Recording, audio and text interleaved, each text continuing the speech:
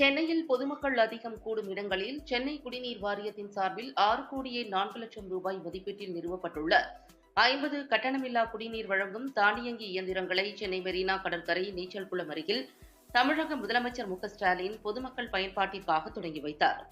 இதனைத் தொடர்ந்து ஆர்.கே. நகர் தொகுதிக்குட்பட்ட தண்டையார்பேட்டை, பவர் ஹவுஸ் மற்றும் மணிக்கூண்டு பகுதியில் அமைக்கப்பட்டுள்ள கட்டணமில்லா 2 தானியங்கி குடிநீர் இயந்திரத்தை சட்டமன்ற உறுப்பினர் ஜே. எபினேசர் ரிப்பன் வெட்டி பொதுமக்கள் பயன்பாட்டிற்கு தொடங்கி வைத்து பொதுமக்களுக்கு இனிப்பு வழங்கினார்.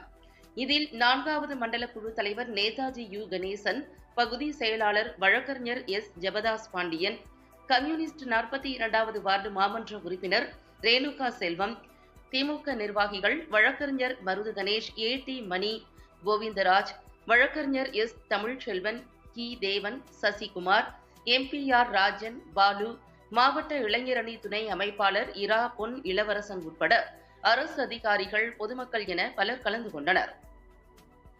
பப்ளிக் நியூஸ் டிவி செய்தியாளர் கிருஷ்ணகுமார்.